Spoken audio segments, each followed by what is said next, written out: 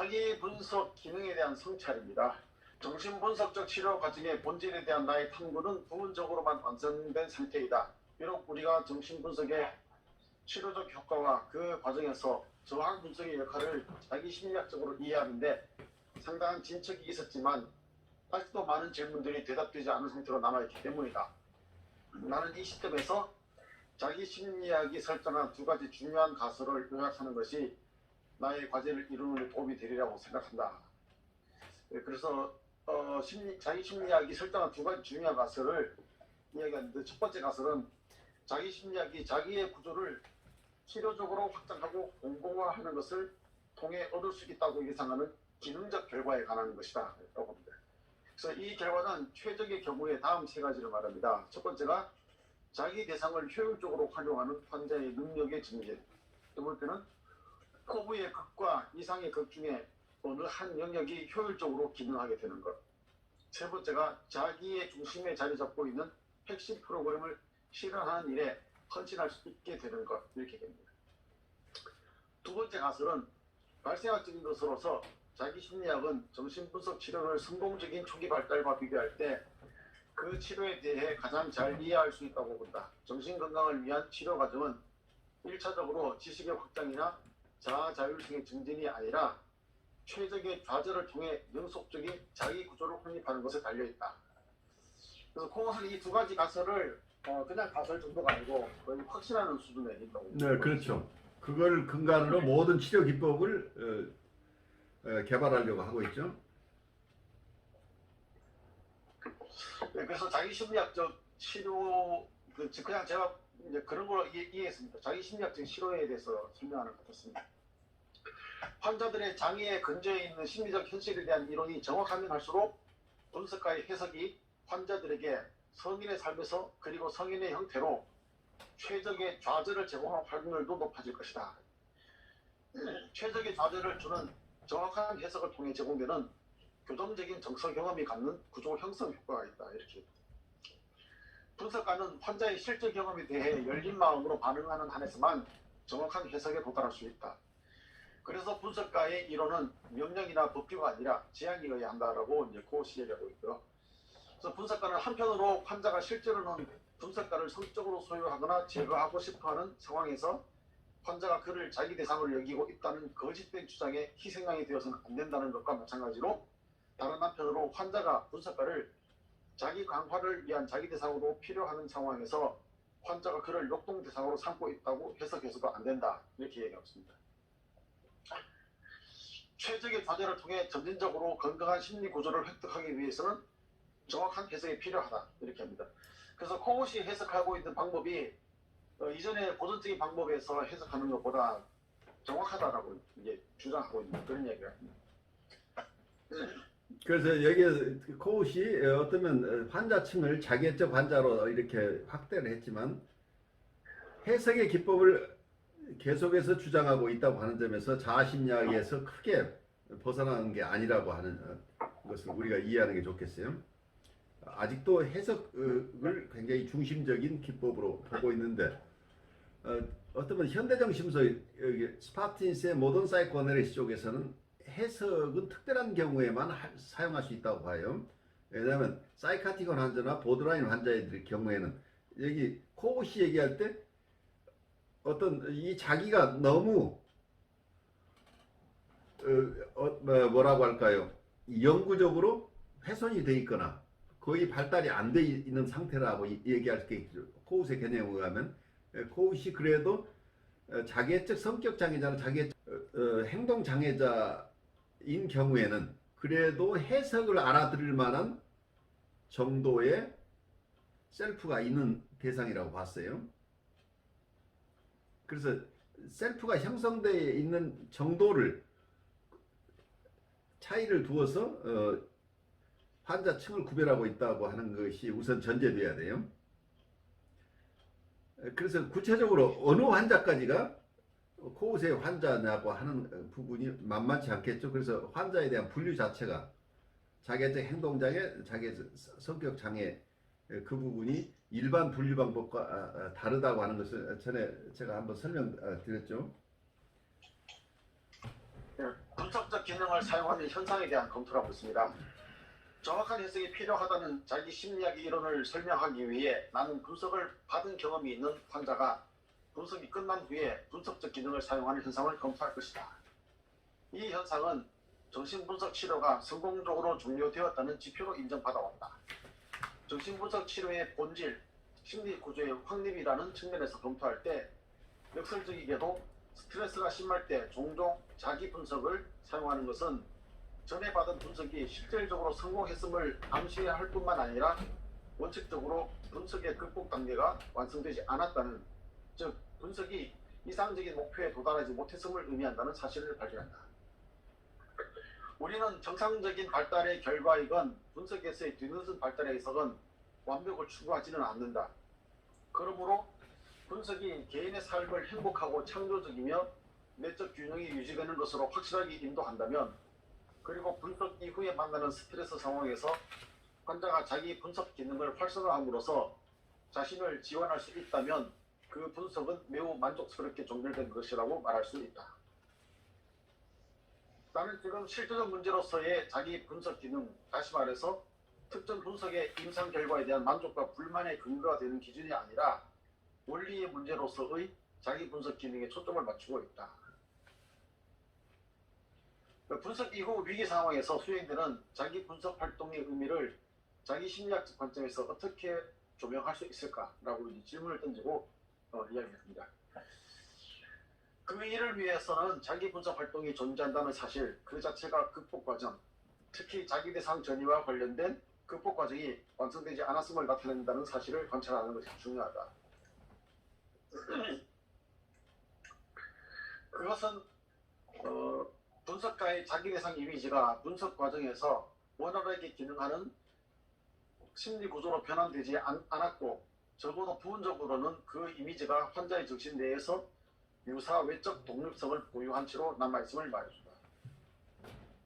참 말이 좀 어려운 것 같습니다. 좀 쉽지 않죠? 네. 근데 여기서 자기 분석 기능이라고 하는 것은 어때요? 지금 코우시 주장은 자기 분석 기능이 자기 분석 활동이 존재한다는 것 자체가 극복 과정, 어쩌면 자기 대상 전이와 관련된 극복 과정이 완성되지 않았음을 나타낸다는 주장인데, 여러분 생각은 어때요? 코우시 얘기하는 부분을 여러분이 동의할 수 있는 것인지? 정확하게 동의는 안 되는데 한편으로는 무슨 말 하는지는 조금 이해가 되는 것 같더라고요. 이해한 부분을 좀 설명을 주시죠. 말하자면 이제 이게 분명히 코곳이 다루고 있는 환자들은 자기 분석이나 그 피드백이라든지 리플렉션이라는 것이 되는 사람들을 상대로 하는 것 같고요. 그리고 자기 분석을 한 경우에 그 분석 상황에서 이제 치료적 분석을 한 다음에 자기가 그것을 다시금 스스로를 분석한다는 그런 얘기 같은데, 어떻게 보면은 코웃을 입장으로 본다면은 치료가 됐으면은 그것으로 해소가 돼야 되는데 해소가 안 됐기 때문에 이 환자는 자기 분석 기능을 활성화한다 이렇게 이야기하는 것 같더라고요.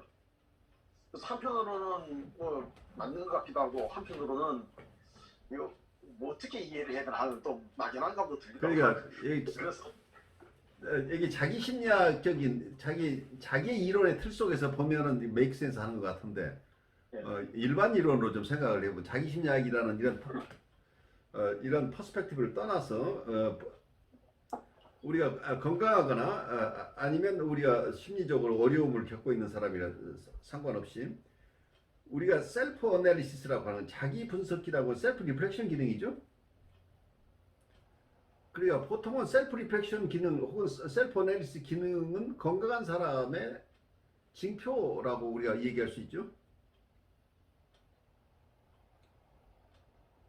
그래서 여기서 코웃이 지적하고 있는 자기 분석 기능이라고 하는 것은 아주 특수한 경우에 적용하는 어떤 개념으로 이분을 상정하고 있는 것 같은데, 우리가 일반 기능으로서 건강한 사람들이 필수적으로 갖춰야 될 자기 분석 기능을 여기서 코웃은 묘하게 다른 축소된 의미로 사용하고 있는 것으로 보인다는 얘기죠. 그러니까 어때요? 여러분들은 어려운 상황이 되면 다 나를 돌아 셀프 리플렉션 하잖아요. 그렇죠.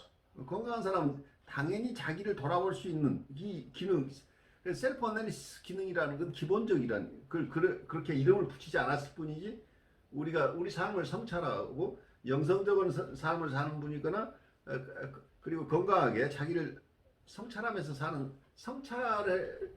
사는 사람은 누구나가 셀프 애널리스트예요. 말하자면 셀프 어널리시스를 하는 사람이라는 얘기.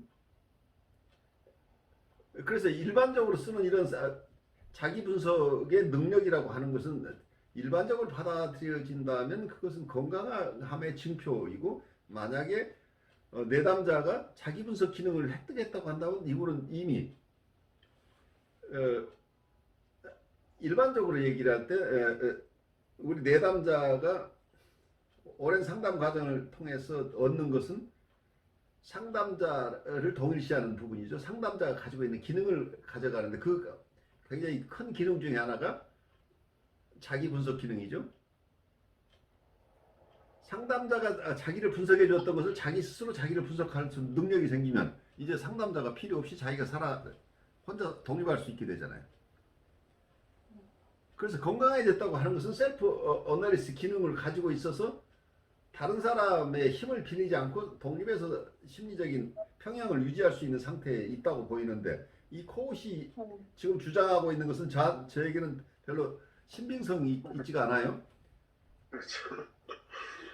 이 얘기는 굉장히 받아들여지기 어려운 얘기를 계속 어떤 자기의 논리에 속아서 계속 같은 얘기를 반복하고 있지 않나 싶은 거죠. 일반적으로 소화될 수 있는 내용이 아닌 얘기를 지금 자기 심리학의 치료 기법과 관련해서 이 얘기를 하다 보니까 뭔가가 지금 좀 뒤틀려 있는 게 아닌가 싶어요. 치료를 했는데 나중에 보니까 이 사람이 자기 분석을 하고 있다. 그래서 아직 치료가 덜 됐다. 이런 얘기인데. 그럼 어떻게 해야 되는 게 치료래요? 그래서 그게 다음 얘기 나오죠. 그 얘기를 우리 가면서 보죠. 일단 우리가 이 의문을 제기하고 따라가 보죠. 그러니까 여기서 코웃이 말하고자 하는 거는 결국은 자기는 나는 정확하게 해석한다 이 말을 자꾸 이렇게 바꾼다는 생각이 들더라고요. 그러니까 정확하게 해석하지 못했기 때문에 자꾸 그걸 되뇌인다는 거죠. 그걸 이 코웃은 미완료 상태이기 때문에 완료가 되게 하려면은 해석을 확실하게 해야 된다. 이 말을 결국 몰고 가는 것 같아요. 그렇다면은 이 얘기는 무슨 얘기냐, 그런 식으로 코웃의 얘기를 한다면은 치료가 됐다고 하지만 치료가 안 돼서 자기 분석을 하고 있다, 이제 이런 얘기잖아요. 네, 그렇죠. 그 치료가 아직 미진한 부분이 남아 있는데 미진한 부분을 이 사람 혼자 하려고 애를 쓰고 있다. 이제 그래서 어떤 충분한 해석을 통한 치료가 안 돼서 남아 있는 것이다. 이렇게 보고 있는데, 그런 환자도 있겠죠.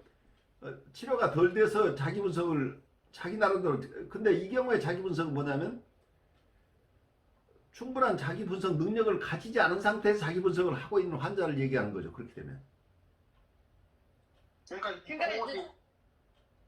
그러니까 그러니까 코웃이 주장하는 거 결국은 이게 뭐냐면은 그 해석 방식이 말하자면은 고전적 해석 방식이다라는 걸 깔고 있는 것 같아요.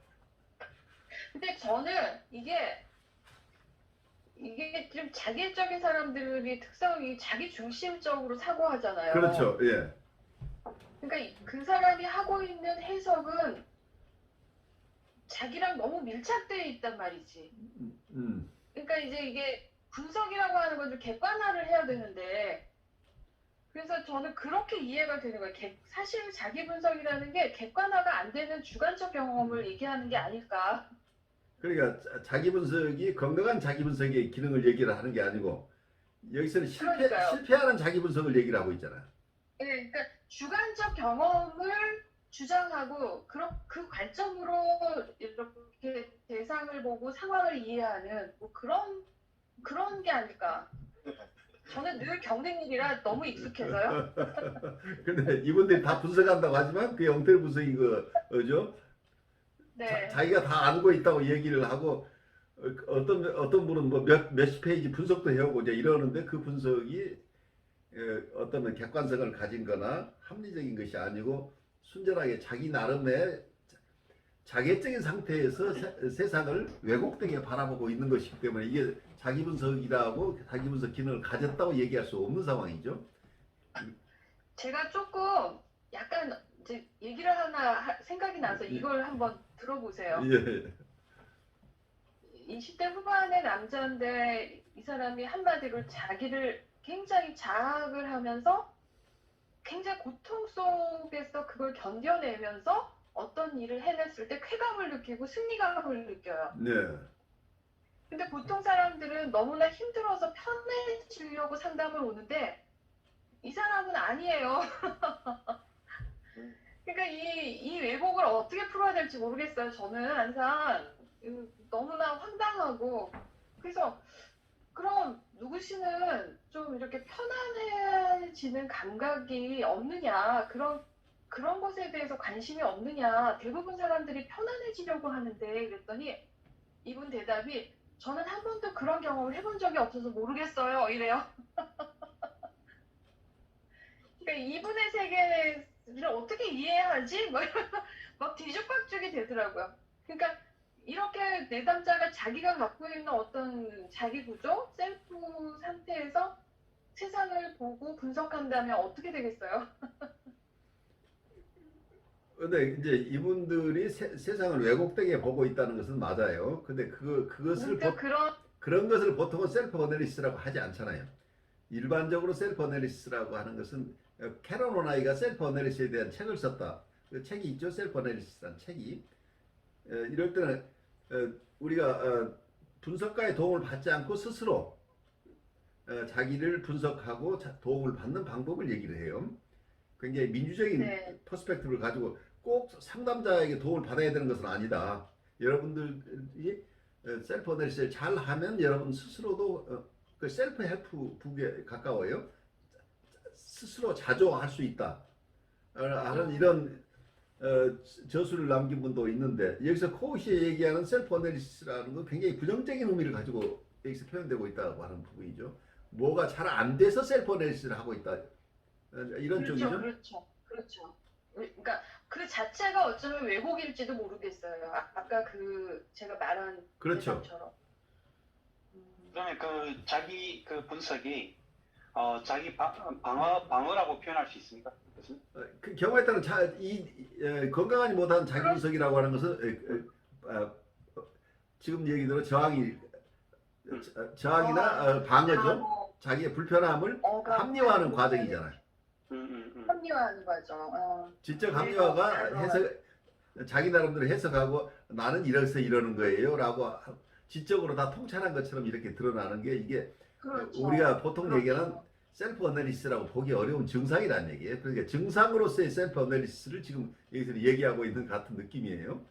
아직 증상이 남아있다 이런 얘기죠. 결국은 셀프 어널리시스라는 모양은 하고 있지만 이게 이분이 계속 분석되지 않은 상황에서 어려움을 겪고 있다. 그런데 내가 하는 방식으로 이분을 돕게 되면 그런 현상이 없을 것이다. 지금 이렇게 코우시 주장하고 있는 것처럼 느껴져요.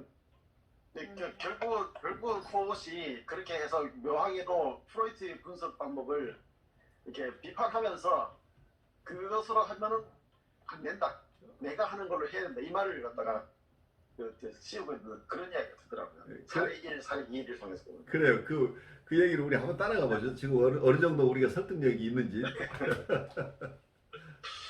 네, 사례 1, 사례 2가 있는데요. 사례 1은 자신에게뿐 아니라 자녀와 부하 직원들에게도 지나치게 엄격하고 가혹했던 남자 환자에 관한 이야기인데 그 환자가 4세 때 친구의 생일 파티에서 장난감을 훔쳤는데 이미 멀리까지 왔으나 아버지는 그 장소로 돌아가서 사죄하고 그 물건을 돌려주게 했던 그 사건을 또렷하게 기억하고 있었다. 이제 요거를 코엇이 주목하고 보고 있습니다. 그래서 이 기억은 환자의 정신 발달이 완성되지 않았음을 상징적으로 보여주는 것이다라고 말하고요. 11살 때 아버지가 이제 돌아가셨는데 뭐 여러 가지 이상화된 자기 대상 전이가 유지되는 동안에는 이 사람이 덜 가혹했으나 이상화된 자기 대상이 없는 동안에는 구조적인 약점이 그 모습을 명백히 드러냈고 유연성이 부족했고 또 죄책감과 그 죄책감이 수반되는 자기 비난을 적정 수준으로 유지하는 능력이 부족했다. 뭐 이런 이야기를 하고 있습니다. 그래서 그 코옷이 처음에 그 사람을 분석했을 때는 고전적인 방법으로 해서 뭐 스크린 메모리가 드러날 것이다라고 이제 보면서 그렇게 해석을 했는데 그 사람이 계속 그 기억을 반복해서 자꾸 이야기하더라는 거죠. 그래서 코옷이 봤을 때는 아, 이 사람은 치료가 안 되었구나라고 봤고, 그래서 그것을 계속 이제 분석했을 때 나중에는 그 기억이 그러니까 프로이트의 분석 심리학에서 말하고 있는 분석에서 드러내고 있는 어떤 뭐랄까요 이제 방어라든지 그런 것들 그런 것보다 더 넘어서 보게 되었더니 정확하게 해석을 했더니 그 기억은 사실 그의 삶에서 중요한 상징적 순간을 의미하는 것임을 알게 되었는데 그 아버지가 두려운 아버지가 아니라 아버지의 단호하면서도 다정한 훈육에 대한 기억은 고통이 아니라 기쁨이었다 하고 고전적인 분석의 반대로 고전적 분석에서는 고통이라고 말하는데 나는 기쁨이라고 발견했다. 그래서 그걸 해석해 줬더니 이 사람이 그 기억을 반복하는 걸 멈췄다. 이렇게 얘기하고 있습니다. 그 다음에 사례 2에서도 40대 중반의 남자 환자인데 그 첫 번째 분석 결과에 만족하지 못했던 그는 나와 두 번째 분석을 시도했다 하고 얘기합니다. 그래서 그 사람이 그는 듣는 사람이 심금을 울리는 어린 시절의 기억을 반복해서 이야기했다. 그래서 반복되는 문제의 기억은 엄마에 대한 한 가지 생생한 이미지였는데 화려하게 차려입은 그의 엄마가 공들인 화장과 가발이 흐트러지지 않게 하려고 조심스럽게 그에게 가벼운 입맞춤인데 그 사람은 형식적인 키스라고 해석을 했다는 거죠. 그러고는 서둘러 무도회장에 떠났는데 그날 저녁 그 환자는 어린 시절이죠. 고열과 폭력으로 심하게 앓았다 이렇게 얘기합니다. 그래서 그 환자는 외로움이라는 정서를 가지게 되었고 그 다음에 뭐 자위도 많이 하고 뭐 그렇게 해가지고 대인관계도 문제 생기고 여러 가지 이야기가 나왔습니다. 그래서 그런 이야기를 하는데 이 환자가 이 기억을 떠올릴 때마다 코옷은 마음이 아팠다고 이야기합니다. 그리고 그것을 그 환자의 정서를 정서적으로 이해하고 있다는 것으로 여겼고 그 정서적인 공감을 이제 그 환자한테 표현했는데 치료가 되지 않고 그 환자는 계속 그 기억을 반복했다는 거죠. 그래서 그 이유가 뭘까라고 하면서 자기를 코옷이 자기 자신을 돌아보면서 자기가 공감과 동정을 혼동했다고 이야기합니다. 그리고 내가 다시 관찰의 직접적인 자리에 초점을 맞추어 경험에 가까운 이론을 사용하게 되었을 때 전에는 인식하지 못했던 아니 인식은 했지만 무시했던 새로운 측면의 의미를 인식할 수 있었다고 얘기하고요. 그래서 그건 어머니에 대한 기억이 우울한 것이 아니라 활력과 기쁨이었다는 것으로 해석한 뒤에 그 기억이 더 이상 반복되지 않았다 이렇게 해요. 그래서 이 두 사례에서 가지고 있는 환자가 보여주는 것을 고전적인 방법으로는 우울하거나 외롭거나로 초점을 맞췄는데 코옷은 나는 정확하게 해석했다 하고 그 해석을 말해줬더니 치료가 되었다. 네. 그런 얘기 하고 있습니다. 그래 이 해석이 이 사람을 낫게 했다고 이해하시나요? 아니면 코웃의 얘기를 그대로 곧대로 받아들일 수 있나요? 여러분은 또 다른 생각을 하시나요? 그것도 코 나름대로 해석한 게 아닌가 하는 생각도 들기도 하고요. 근데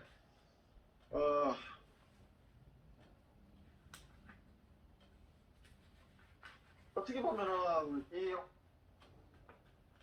환자가 해석을 들었다 해서 치유가 된 게 아니기 때문에 반복한 게 아닐까 하는 생각이 들고요. 그럼 어떻게 보면은 그 후에 뭐 고통이 아니라 기쁨이었다고 말하니까 좀 심하게 말하면 이 환자는 나름대로 자기가 가지고 있었던 그런 어떤 치유되지 않은 거를 결국은 다른 모습으로 이게 뭐랄까 감춰버린 게 아닌가 하는 그런 생각 들기도 하고 하여튼 좀 만약에 이 해피엔딩으로 치료가 잘 돼서 이 활력과 기쁨을 찾았다고 한다면은 그러니까 어쩌면 퍼스펙티브의 차이가 있을 수 있어요. 프로이디안 측면에서는 어떤 불안이나 우울이 심하지 않고 견딜만하게 타협병성을 잘 하면 그 정도로 치료가 됐다고 보는 부분이죠. 근데 셀프를 중심으로 하는 이론가들은 어떤 면에서 발달 심리학적인 측면에서 본다고 한다면 그래서 아프지 않은 것이 건강한 것이 아니고 실제 삶에서 어떤 미닝풀한 삶을 살 수 있는 힘이 있어야 건강해졌다고 볼 수 있겠죠. 그런 점을 지금 어쩌면 셀프가 용식으로 얘기한다면 인디비듀에이션이 일어나야 된다 하는 거죠. 개성화가 일어나면서 자기의 삶 자체를 의미 있게 끌어갈 수 있는 이 단계가 건강하다고 보는 거죠. 그러니까 셀프 보통 자기 실현이라고 캐런 오나이가 얘기하는 셀프 리얼라이제이션이라고 하는 개념이죠. 자기를 실현할 때 사람은 건강해진다. 이렇게 본다면 단순하게 증상을 제거하거나 지금까지 힘들었던 것을 반복하지 않는 것만으로 건강해진다. 그러니까 아프지 않은 것을 건강하다고 보는 건강에 대한 척도의 차이죠. 퍼스펙티브가 그냥 신경증적인 증상이 사라진다는 것만 가지고 우리가 치료가 됐다고 할 수는 없다고 한다면, 그럼 이 사람은 자기 삶 속에서 활력과 기쁨을 되찾아야 된다. 근데 이것이 코웃의 해석을 잘해서 이렇게 됐다고 하는 것 자체를 연결시키는 것은 좀 무리해요. 어떤 면에서 융이 얘기하는 거나 캐런 오나이가 얘기하는 거나 이 셀프 자체가 자기를 실현하는 과정 속에서 이런 생명력이 있게 활기가 생겨나서 기쁨, 어떤 의미 있는 삶, 행복한 삶을 그래 행복을 추구하는 이런 이론이라고 한다면 행복하게 살도록 도와주는데, 그 도와주는 과정은 지금 코웃식으로 코웃 방식의 해석, 어떠면 자기 심리학적인 해석 때문에 그런 건가? 근데 이런 환자를 돌보는 기법은 코웃의 해석이라고 하는 기법도 있지만 현대 정신분석에서 보는 어떤 이모셔널 커뮤니케이션이라고 하는 부분에서 본다면 코웃도 공감이라는 것을 굉장히 많이 사용하고 있죠. 그런데 코웃의 환자를 보는 경우에 코웃 방식의 치료 기법에서는 사실은 엠퍼티가 굉장히 중점적으로 사용되고 있죠. 그래 해석은 나중에 해석을 알아들을 만한 시점에서 해석도 사용하지만 많은 부분을 공감을 사용한다고 했었다고 저는 보는데, 이 공감적인 방법이 현대적인 신분석에서 보는 이모셔널 커뮤니케이션과 거의 같아요. 그래서 교정적인 정서 경험이라는 얘기를 여기서 쓰고 있었죠 아까. 그게 보통 관계적 정신분석가들이 과거에 썼던 것들, 교정적 정서 경험을, 실제 정서를 과거에 경험하지 못했던 정서를 상담자와 관계에서 경험함으로써 사람들이 치유가 된다고 하는 이런 쪽의 어프로치를 과거의 네. 네, 교수님 죄송한데 제가 지금 방금 들었는데 예. 사실 이 내용은 너무나 교육받을 때도 책에서도 너무나 이 언어적으로 많이 들었어요. 네, 그래요. 어떤 선생님이 그런 얘기를 하는 거예요. 어렸을 때 부모와의 관계에서 그럼 받지 못했던 정서적인 어떤 상호작용이나 지지를 선생님을 통해서 선생님의 눈빛으로 그 사람이 이렇게 체험할 수 있도록 해주는 게 중요할 것 같다, 이런 표현을 하는 거예요. 예. 근데 그 체험이라고 하는 단어에 제가 아하 이런 생각이 드는 거죠. 그러니까 이제 우리가 치료 과정에서 서로 대화를 나누는데 거기에서 제가 그 사람이 하는 내용을 잘 듣는 것도 중요하지만 내가 얼마나 그 사람의 마음을 이해했는지, 그리고 네가 그랬겠구나 하면서 뭔가 이렇게 저를 통해서 그 사람에게 뭔가가 다가가든가 아무튼 그 사람이 느끼는 거죠. 저를 통해서. 그러니까 이모셔널 피딩이 일어나는 거죠. 그 순간 그 체험이라고 하는 것이 이렇게 저한테 들어오면서 이런 것일까? 바로 그 과거에 어떤 관계 이론가들이 이런 정서적인 교정 경험이라는 단어를 쓰는 순간 클래식한 이론 쪽에서는 파문됐던 전례예요. 그 말을 쓰는 것은 해석 중심의 이론하고 상반되는 얘기라니. 그러니까 그렇군요. 클래식한 이론 쪽에서는 그런 용어를 쓰는 것 자체가 파문의 첫째 요건, 교정적인 정서 경험을 주겠다고 나서는 엉뚱한 사람들, 이건 와일드 애널리스트라고 봤다는 얘기예요. 네네. 훈련되지 않은 그러니까 분석가들이 하는 거라고 봤는데 이 관계적인 이론들이 깊어지면서 지금은 셀프 사이칼러지 이 그것도 그 말을 과거에는 그거 자체가 파문의 요건이라고 하는 그 용어를 받아들여요. 그리고 현대정신분석에서도 그걸 받아들여요. 그래서 대부분 관계적인 정신분석가들이 그걸 정면으로 받아들이건 안 받아들이건 이 교정적인 정서 경험이 굉장히 중요하다고 이해하고 있어요. 맞습니다. 저도 그 이렇게 대상 관계를 누군가하고 했잖아요. 그렇죠. 그랬을 때그 오랜 시간을 함께 하면서, 그러니까 거의 한 20년 가까이 돼가거든요. 그렇죠. 이 시간 동안에 내가 어떻게 달라져 있지? 그리고 내가 어떤 변화를 겪어야지 하고 이렇게 한번 이렇게 돌려보면 엄청나거든요. 그러니까 과거에 어머니나 아버지가 어린 시절에 충분하게 공감해주지 못했던 부분, 물론 어린 시절처럼 이렇게 그런 방식으로 도와주는 것은 아니에요. 그 전이 속에서 정서적으로 그렇죠. 공감해주고 지지해주는 이런 것. 그래서 뭐라고 할까요? 자기 대상이 되어주는데, 그러니까 모든 걸 만족시켜주는 대상이라고 하기보다는 정서적으로 공감해주는 대상.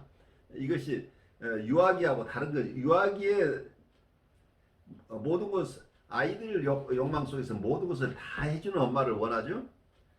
모든 것. 그래서 네, 그런 요구를 끊임없이 해요. 어떤 면에서 임상에서는. 그렇지만 거기에 적절한 그렇죠. 최적의 좌절을 주는 사기 대상이라고 하는 개념을 코웃이 쓰고 있어요. 그래서 무조건 다 만족시켜주는 것은 아니지만 대신에 공감하고 지지하는 그 이상화 대상이 돼주고 거울 전이의 대상이 돼준다고 하는 것. 이상화 전이의 대상, 거울 전이의 대상으로서 그 기능을 해준다고 하는 게 정서적으로 과거에 원대상이 주지 못했던 새로운 정서적인 경험을 한다는 거죠. 바로 그거죠. 네.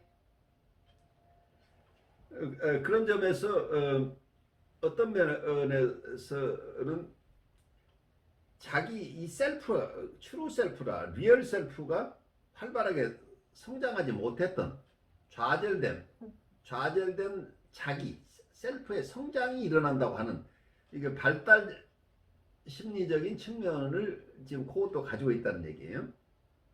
그렇기 때문에 단순하게 아픈 것을 낫게 어떤 증상에서 벗어난다는 개념보다는 자기가 이렇게 도와주고 나니까 과거의 패턴에서 벗어난 것뿐만 아니라 이분들은 활력 있고 기쁘게 세상을 살게 되더라 하는 건데, 이걸 단순하게 해석적인 기법과 연결시키고 있는 것은 좀 무리라고 보여요. 해석이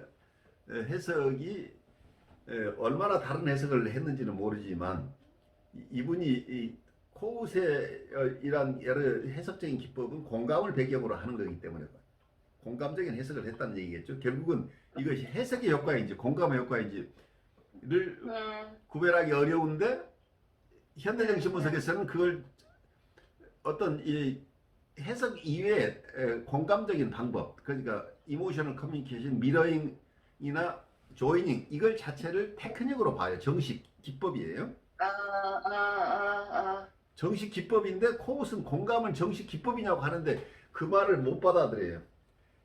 이거 해석을 통해서만 치료가 일어난다고 하는 자아심리학의 이 이론을 절대로 그대로 수용해야 되는 상황이에요. 왜냐하면 이분은 자아심리학자로부터 내침받고 싶어하지 않은 욕구가 끊임없이 있었다는 얘기예요.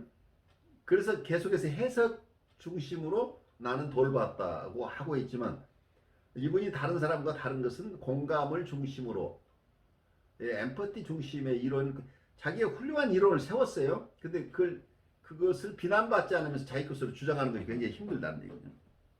그래서 계속해서 자기의 바른 해석 때문에 이렇게 좋아졌다고 하는데, 그 바른 해석이라고 하는 게 그 해석이 어떤 공감과 함께하는 해석이었다고 하는 이 측면보다는 자아심리학자들에게 이론적으로 얘기할 때는 공감 중심으로 이렇게 얘기한다고 한다면 굉장히 거부 반응이 많기 때문에 나는 해석으로 이분들을 도왔다 이렇게 혹시 하고 있지 않은지 이런 생각이 좀 들어요. 그 이제 그 어떻게 보면 코도 주류에서 이제 벗어나지 않기 위해서 그거를 해석으로 했다고 했는데 갑자기 이런 생각이 들었는데 코엇이 그거를 해석으로 표현했지만 그 사람들 앞에서는 결국은 그게 코엇이 사용한 공감이 아닐까요? 그렇죠. 네. 그래서 어떤 면은 제가 그런 경험이 있어요. 대상관계 이론을 공부하신 분하고 저하고 같이 어떤 학술대에 같이 서로 발제도 하고 의견을 나누었던 시절이 있는데 이런 얘기를 제가 그분에게 했어. 아마 대상관계 이론 쪽에서도 아주 초기부터 해석을 하는데 불안을 다스리기 위해서 해석들을 하는데 과거에는 굉장히 해석을 많이 했지만 요즘 들어서 그렇게 클라인적인 해석을 오래 많이 하는 것 같지는 않고 요즘 분들은 그 불안을 잘 담아주기 위해서 어떤 공감적인 해석을 하는 거 아니겠느냐. 그래서 어떤 면은 해석을 사용하지만 굉장히 정서적인 부분을 잘 담아내는 해석을 한다고 친다면 현대정신분석 쪽에서도 어떤 경우에 공감적 어떤 조이닝 한다, 미러잉 한다고 하는데 실제 조이닝 하는 방법으로서는 해석을 사용하기도 한다는 얘기예요. 설명을 하거나 해석하는 것이 내가 조이닝하고 미러잉하는 방법으로 사용하기도 한다는 거예요. 그렇게 되면 내 이론에서 그걸 뭐라고 표현하느냐 용어의 차이지 실제 임상에서는 거의 같은 모습으로 드러난다. 그래서 여러분들이 이 용어에 속지 말라는 얘기예요. 굉장히 먼 얘기를 하고 한쪽에 해석 기법을 사용하고 한쪽에 이모셔널 커뮤니케이션을 사용하는 것에서 전혀 다른 것 같은데 실제 임상에서 이분들이 내담자를 돌보는 것을 비디오를 찍어서 분석을 하면 이 사람이 어느 쪽 이론가인지를 구별해내기 힘들 거란 얘기예요. 실제로는 그 대상에 걸맞게 해석을 하더라도 그래서 굉장히 충분하게 객관적인 해석을 해서 그걸 가져갈 수 있는 사람에게 객관적인 해석을 하겠죠. 그렇지만 그렇지 못한 사람에게 굉장히 정서적인 해석을 할 가능성이 높은데 이 해석이라고 하지만 이모셔널 커뮤니케이션을 담고 있는 것이고 또 이모셔널 커뮤니케이션을 한다고 하지만 그 표현이 설명이나 해석으로 담고 있다고 한다면 이 두 사람은 결국은 학파가 다르지만 사실은 임상적으로는 같은 인터벤션을 하고 있는데 그 용어를 어떻게 쓰느냐가 차이가 아닐까 하는 생각이 돼요. 근데 이제 이 책을 번역하신 사람이 잘못한 건지 글을 쓴 코아씨 헷갈려서 모호하게 쓴 건지 참 글이 어렵네요. 알아듣기. 어려워요. 근데 저는 번역하는 사람보다 코 자체가 어렵게 쓴 것으로 봐요. 저는 한편으로는 이것 자체가 코엇의 자기 방어이기도 한 것 같아요. 그래서 그 그게 자체가 굉장히 방어적으로 느껴져요. 굉장히 디펜시브하게 느껴지죠. 그러니까 자기 주장을 정당하게 하는 것보다는 그래서 답답해 죽겠어요. 그게 답답해요.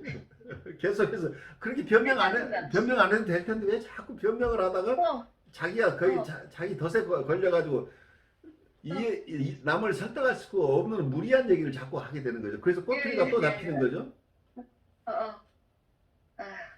그러니까 그것이 지금 이제 그 다음에도 이제 자기가 정확한 해석한 후에 왜 치료되었는가 이유를 설명하고 있는데 결국은 그 환자가 자기를 들여다보고 있는 그런 관점이나 이전에 분석가들이 분석해 준 것이 어느 한 정서에 머물러 버리고 그 넘어서지 못하는데 그것이 말하자면은 그 사람이 그 뒷면에 숨어 있는 정말 무의식적인 어떤 정서에 대해서 공감을 해준 이야기가 뭐냐면은 그 사람은 우울감이라고 느끼고 있는데 코웃은 그 우울감 뒤에 있는 정서를 자기가 발견하고 어떻게 보면은 그걸 공감을 했는데 공감을 설명하는 나타내는 방법으로 정확한 해석이라 이렇게 말 썼다는 거거든요. 근데 그게 정확한 해석일지 내가 볼 때는 그 코웃은 자기가 정확한 해석을 했다고 하는데 정말 이게 정반대 해석을 하고 있죠. 이고 사이칼리스트가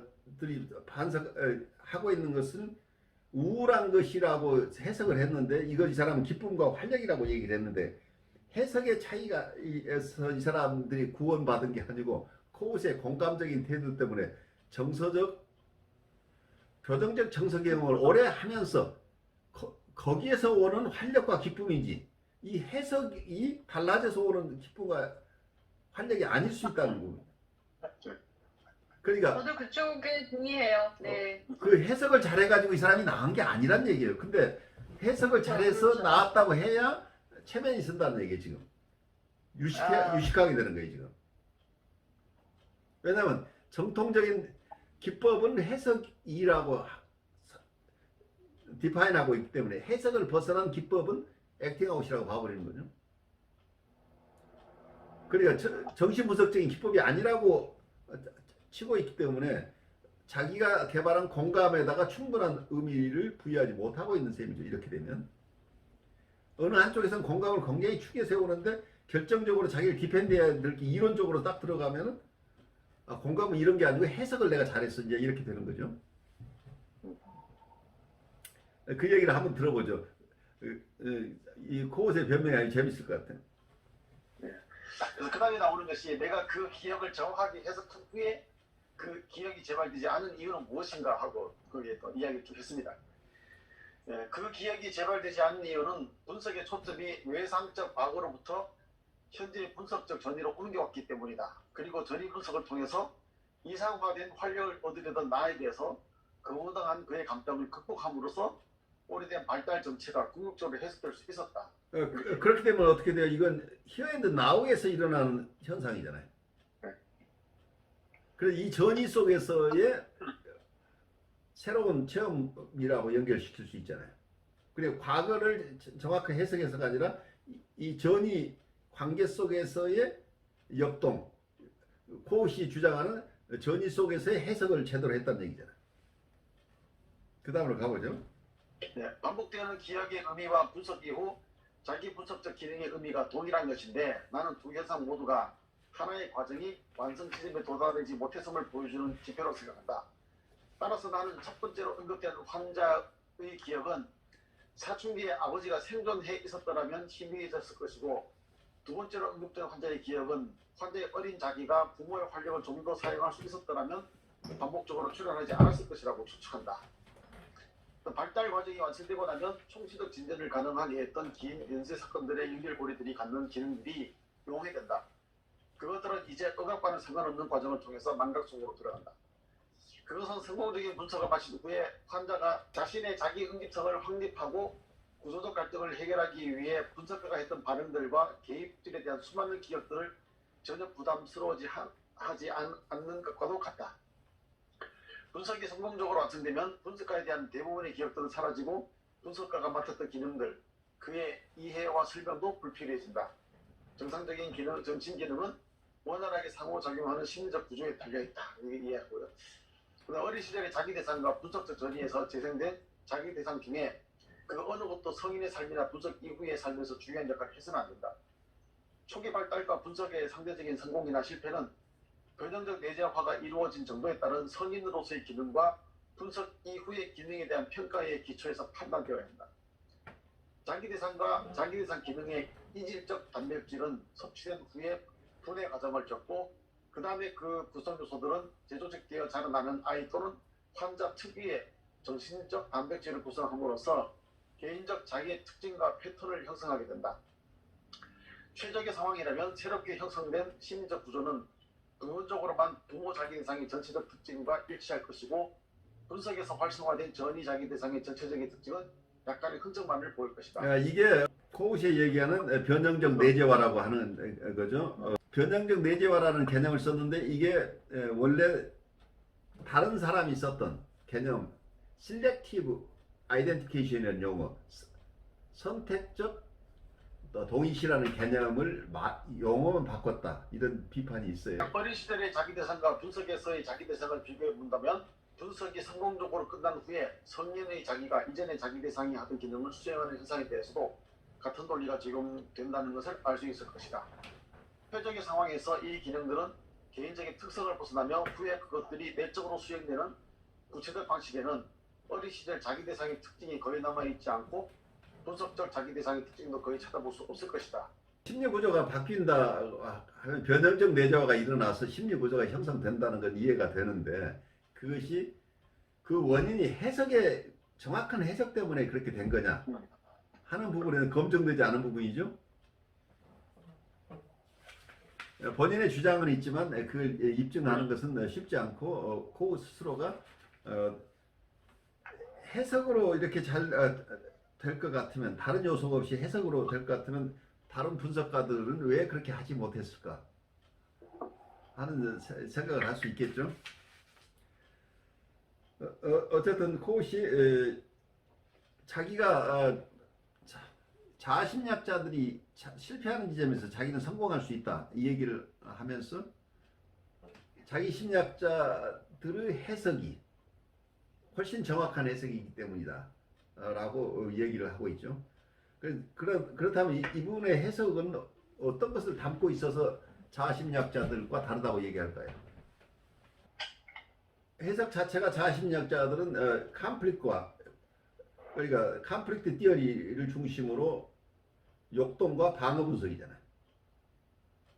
그래, 역동 이론을 중심으로 역동과 방어 혹은 저항 분석, 방어 분석 중심으로 이런 해석, 그 해석 가지고는 사람이 잘 좋아지지 않는다고 우기고 있죠. 여기서 코우시 주장하는 것은 셀프 아브젝트 중심의 해석을 했다는 얘기가 되겠죠.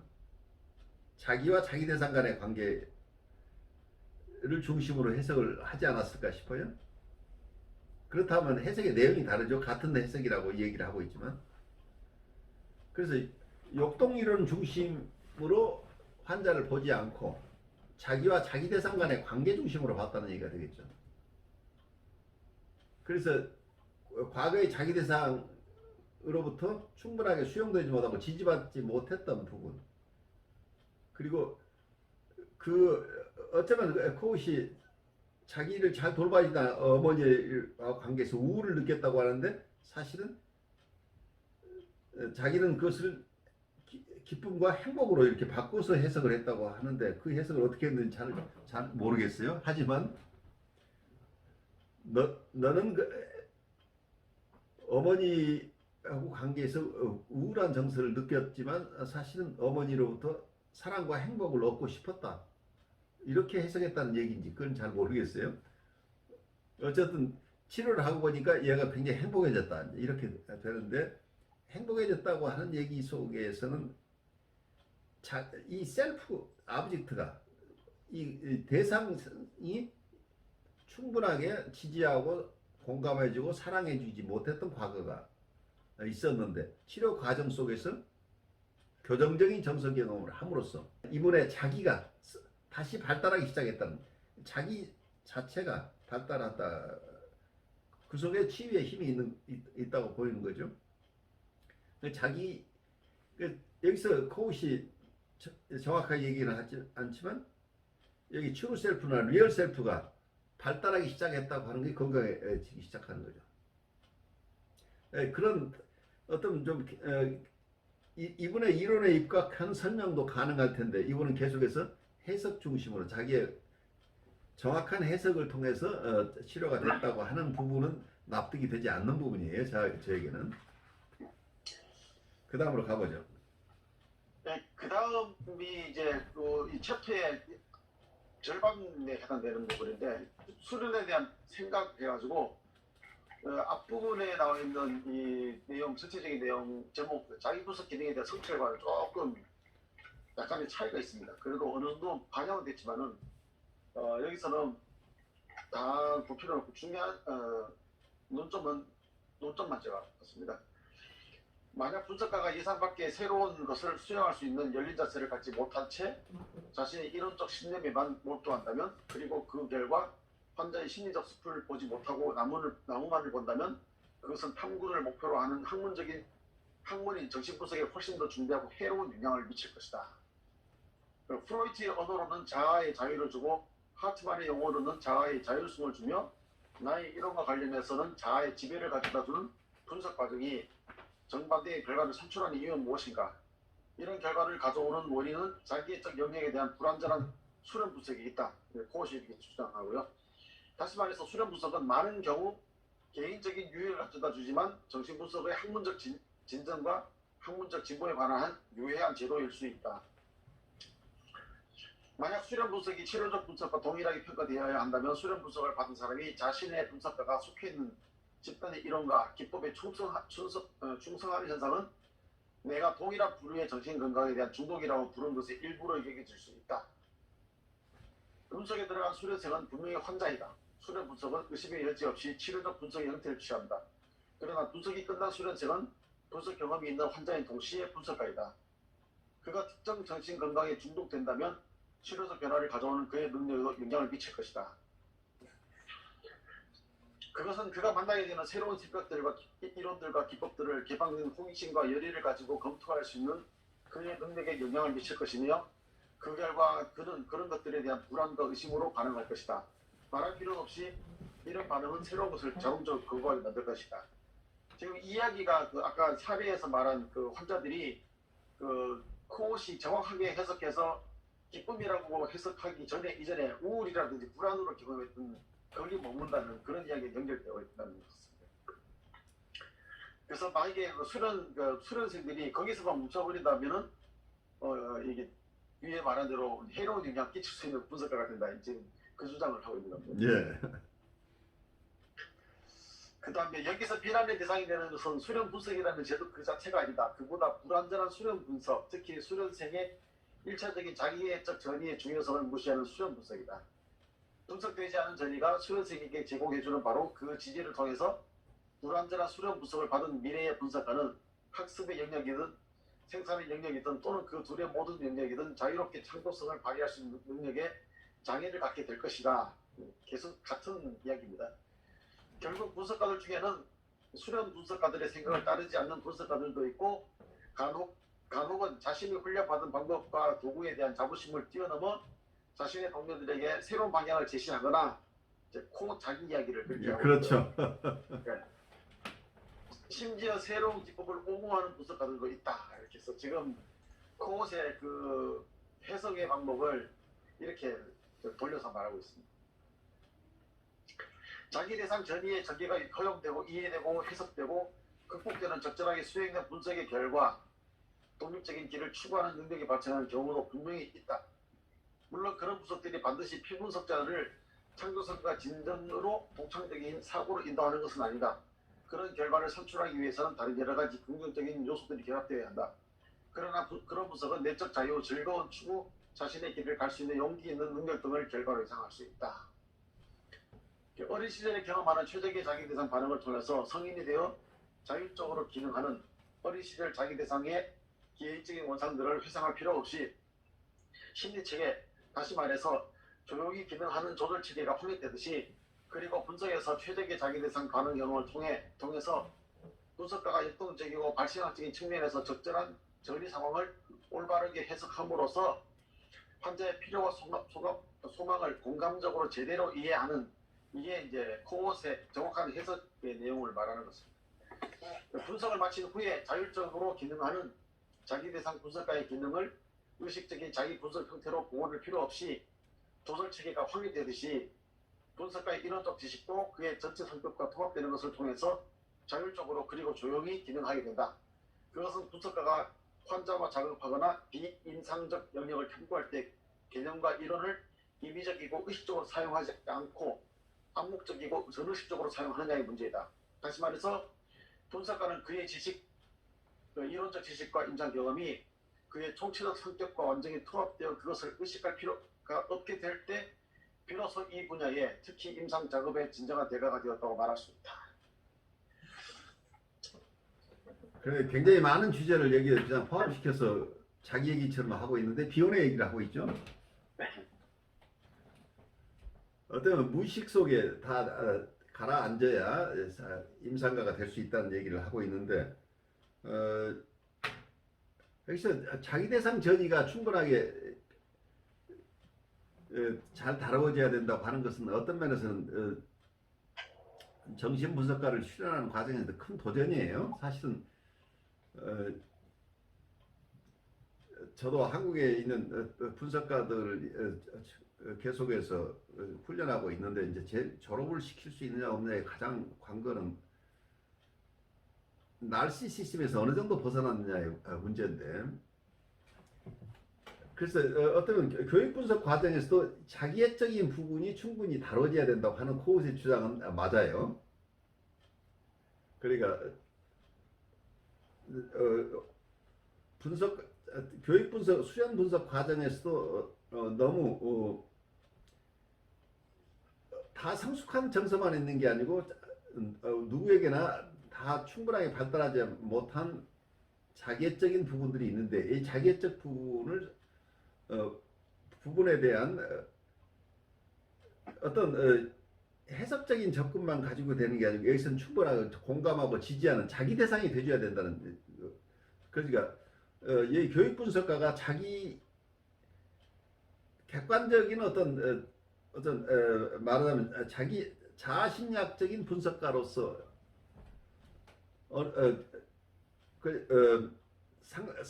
여기서는 수련생이죠. 수련생이 상당한 수준이 다 돼 있어서 분리개별화가 잘 돼 있는 사람들을 상대로 그분들이 사랑과 미움, 경쟁, 이런 부분에 어떤 장애가 있는 부분을 돌봄을 받음으로써 나중에 그런 분들을 도와주는 이런 분석가가 된다고 하는 이런 원래의 어떤 제도 속에서 사각지대가 말하자면 다들 건강하다고 하는데, 우리 건강하다고 하는 사람 속에서도 다 충분하게 자라지 못하고 충분하게 발달하지 못하고 있는 나르시즘의 문제가 다 많은 사람들에게 있다는 얘기예요. 근데 그 부분을 잘 정면으로 소화해내지 못하고 분석가들이 배출되게 되면 자기 안에 있는 건강하지 못한 나르시시즘이 계속 방해가 돼서 분석가로서 기능하는데 큰 장애가 있을 수 있다. 그래서 분석 과정에서 이 자기애적인 부분들이 충분히 다루어지는 게 좋겠다고 하는 이 서제스션은 저는 맞다고 봐요. 그런데 그걸 설명하는 방법은 제 마음에 별로 들진 않아요. 들지는 않지만 분석하는 과정 속에서 조금 더 심도 깊게 어쩌면 에더프란 이슈뿐만 아니라 프리 에더프란 이슈는 누구나 가지고 있다는 것을 우선 인정해야 됩니다. 우리 안에 다 자라지 못하고 있는 상처가 있는 부분은 누구나 있기 때문에 그 부분이 교육 분석 속에도 충분히 다뤄져야 된다는 얘기죠. 그래서 다들 일단 정신분석을 하거나 치료사니까 다들 이것은 이미 넘어선 사람이라고 보지 않아야 된다.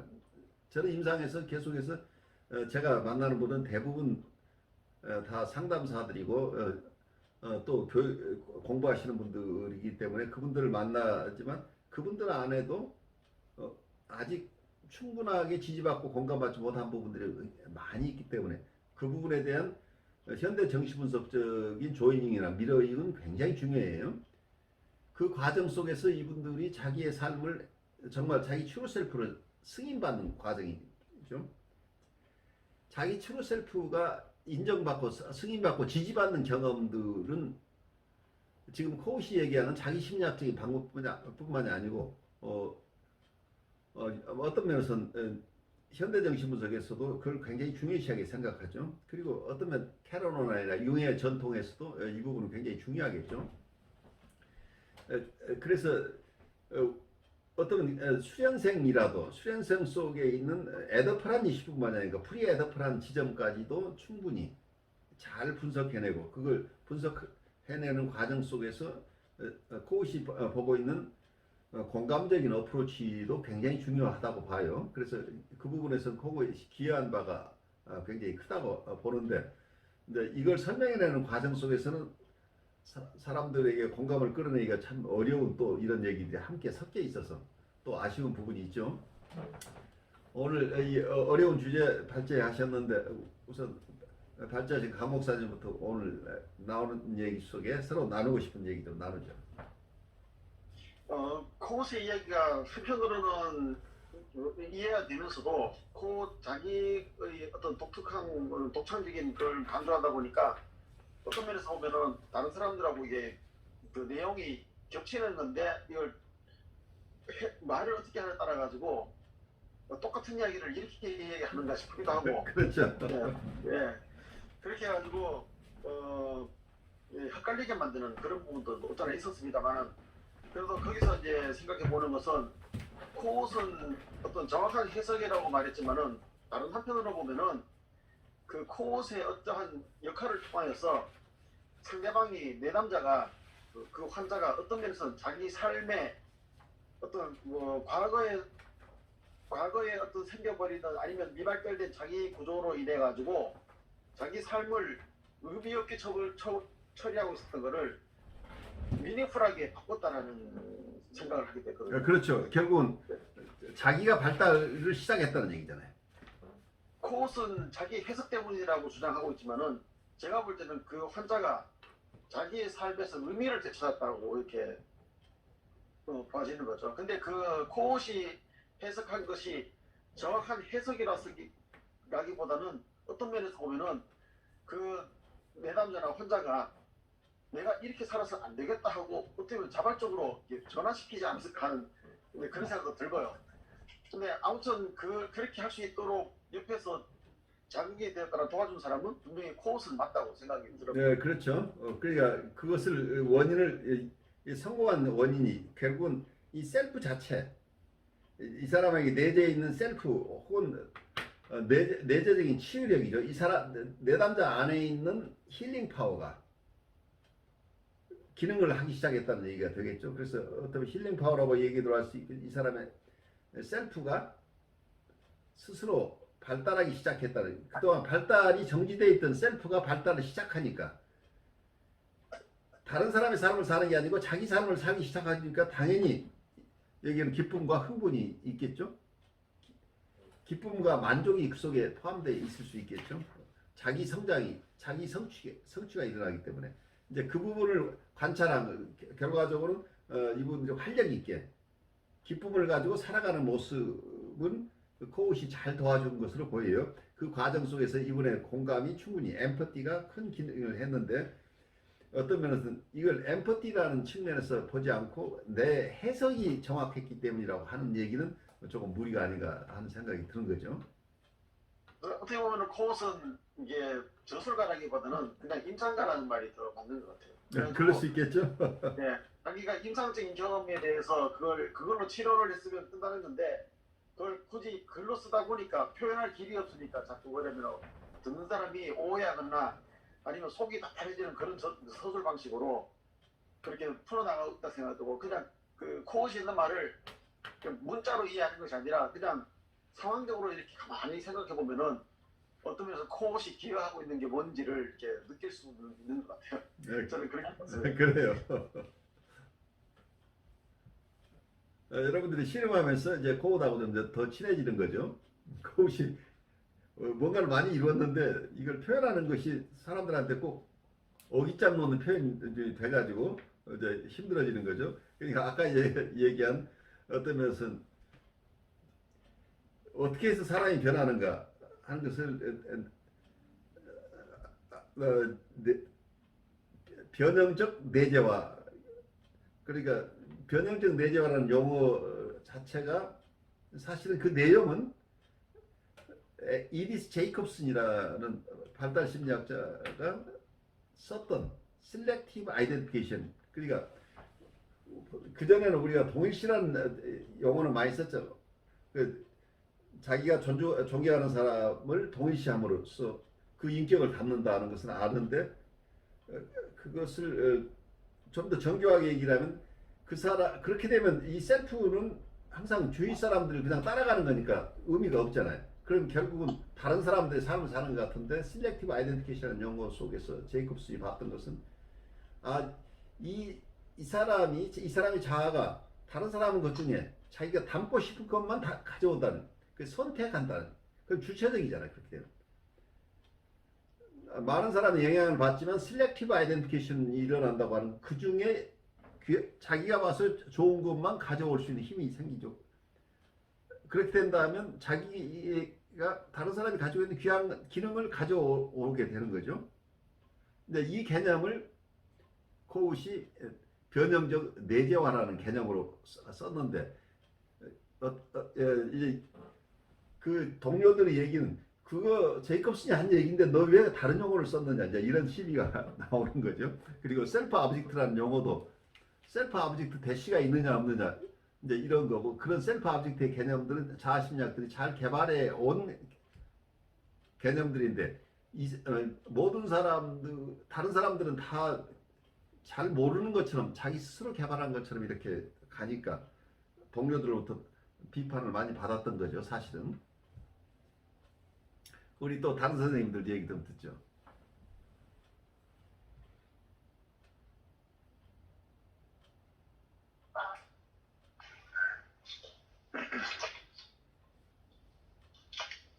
뭐 저도 네. 네, 말씀하세요. 먼저 말씀하세요. 네. 뭐 말씀을 중에 써 있지만 분석가라든지 임상가로나 여러 가지 부분에서 자기 개방이 참 중요한 것 같습니다.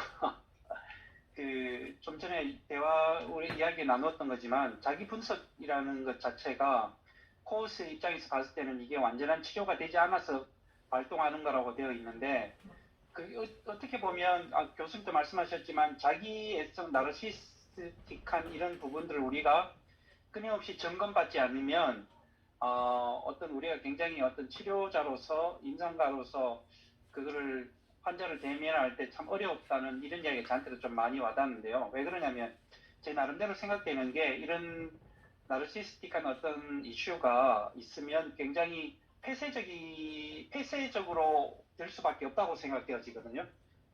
왜 그러냐면 자기 폐쇄적인 것도 느끼고 왜냐면 제가 또 그걸 경험해 보니까 그런 것 같고 그러다 보니까 그 자기 폐쇄적인 것은 당연한 듯이 자기 어떤 그런 공간에 매몰되는 것이고 그러다 보면 자기를 볼 수 있는 능력도 상실해 버리는 거기 때문에 그러면서 이런 부분에 있어서 이 치료자나 어떤 임상가라든지 어떤 부분들에 있어서 끊임없이 그 자기 속에 있는 자기 나르시스틱한 이슈를 점검받지 않으면 안 된다는 오늘 이러한 것들이 오늘 또 저한테는 굉장히 크게 와닿은 것 같고 그런 것 같습니다. 그래서 분명히 어떤 목회자든 어떤 치료자든 또 다른 자기에 반영해 줄 수 있는 거울 역할을 할 수 있는 그 대상으로부터 끊임없이 이 슈퍼비전이라는 자기 점검을 볼 수 있는 어떤 그런 게 그 창구가 열려 있지 않으면 이게 굉장히 이제 병변 수밖에 없구나라는 그런 걸 많이 좀 생각하게 되네요. 네. 네, 그래서 여기서 셀프 어널리시스라고 하지만 이거 완벽하지 못하다는 거죠. 왜냐하면 네.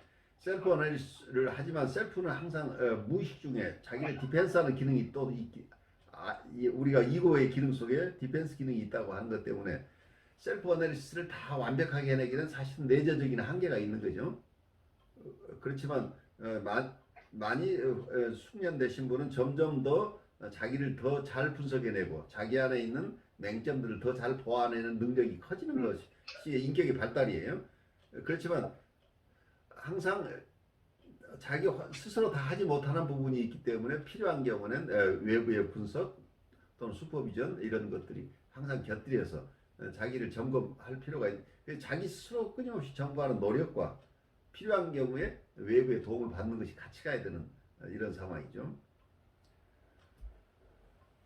우리 이은숙님도 좀 나누시겠어요? 네. 그래요. 나는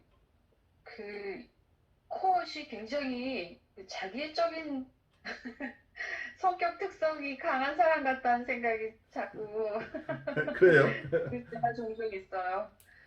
알 듯 모를 듯. 근데 이제 이분이 했던 그 자기 대상 전이라는 부분, 이걸 허용할 수 있는 어떤 임상 안에서의 안전한 관계.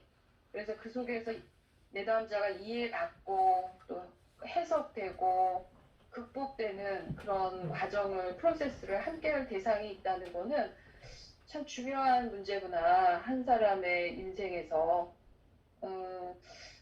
근데 사실 우리가 누군가와 어떤 이야기를 나누지만 너무나 속상해서 누군가 지인을 붙들고 얘기를 할 경우에 오히려 되레 상처받는 일도 많잖아요.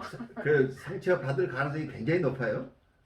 네, 그러니까 그래서 이제 훈련된 치료자라는 게 바로 그러한 것들을 건드리지 않으면서도 자신이 이해되고 있다. 그리고 해석을 수용할 수 있게 되는 거가 아닐까. 그래서 제가 이제 임상을 하다 보면은 이제 별일이 다 있는데 어제 어떤 이제 여자 환자가 쌍꺼풀을 수술을 한 거예요, 이분이. 예, 예.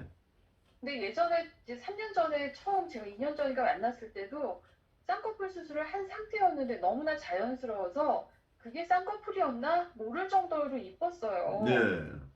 근데 무슨 이유인지 그게 마음에 안 들어서 물론 자존감도 엄청 낮고 좀 그런 사람이에요. 심리적으로 취약하고. 근데 저를 이제 한 번 만나서 이제 자기 개인사를 또 내려놓고 다시 또 두 번째 자발적으로 와요. 예. 다시 또 와서 저를 만나고 이제 세 번째 만남인 거예요.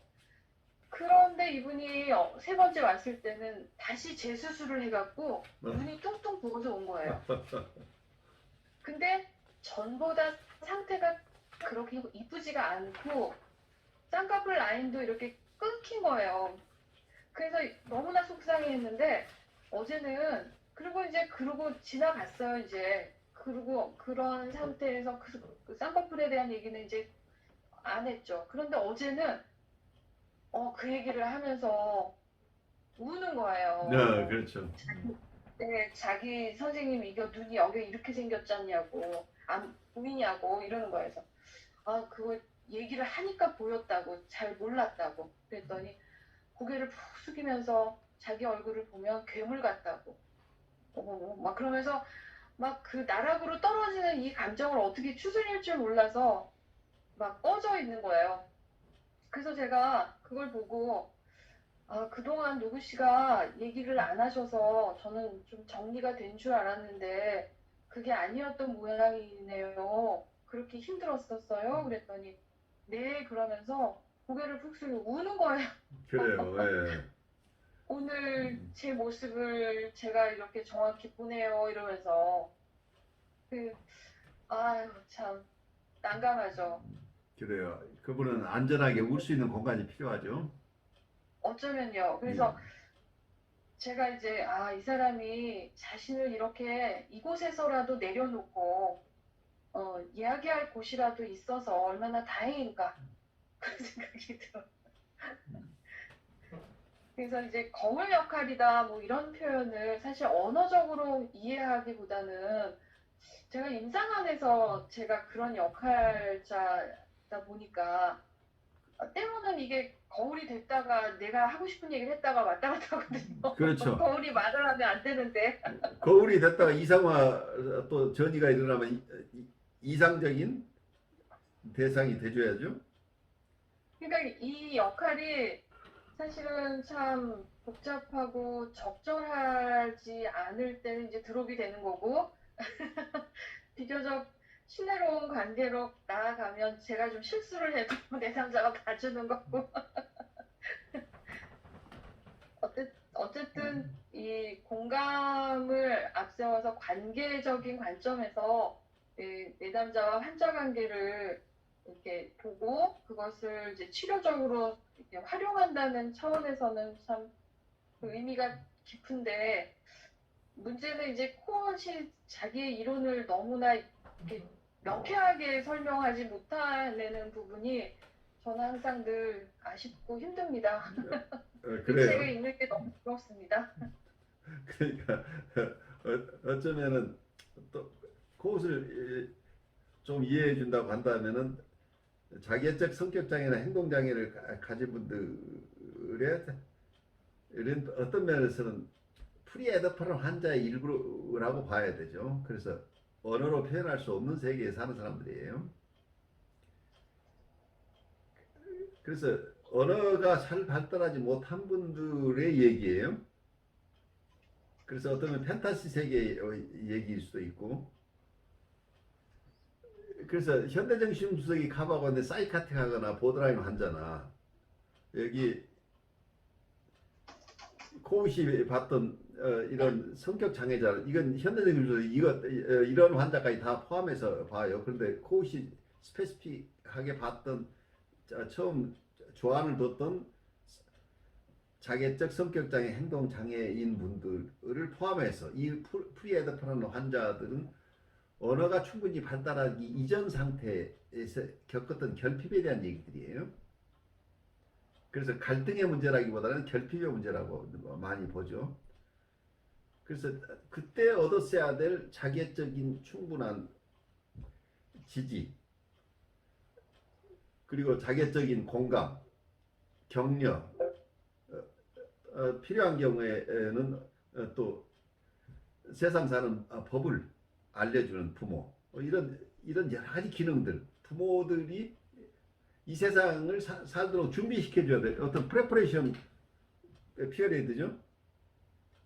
세상에 본격적으로 밖으로 나가서 살기 이전 상태에서 잘 준비돼야 될 그 시점에서 부모들이 충분한 역할을, 자기 대상이 충분한 역할을 하지 못했던 것 때문에 생겨난 어려움들이기 때문에 자기 대상과의 관계 속에 아직 묻혀 있다고 하는 것은 충분하게 언어적인 세계보다는 정서적인 세계들이죠.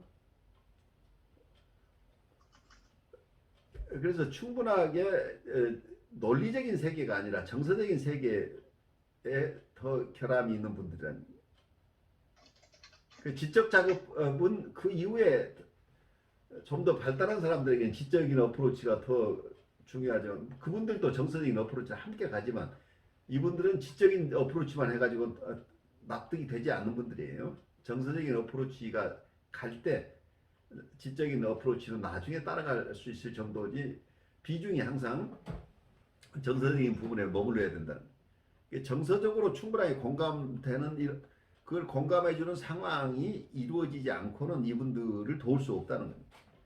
그러니까 이 부분이 이고 사이칼라지스트들이 봤던 환자층을 보던 기법 가지고 안 된다는 거예요. 그래서 이분들에게 해석적인 접근을 설명이나 해석으로 이분들을 돕겠다고 하는 게 처음부터 환자층을 잘못 봤다는 얘기예요. 그렇게 대상에 맞지 않는 기법을 쓰기 때문에 실패할 수밖에 없다는 거죠.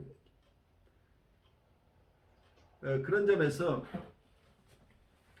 코우시나 스파트니스나 이렇게 프리헤드폰 환자들을 보는 기법을 조금 더 특화해서 이론을 발달시킨 분들은 공헌은 굉장히 커요. 실제로는 많은 어려운 분들을 이분들의 이론을 통해서 돕는 상담자들, 치료자들이 많이 늘어났기 때문에 실제로는 그런 아픔이 있는 분들이 더 많은 도움을 받을 수 있도록 기반을 조성해 준 이론가들이에요.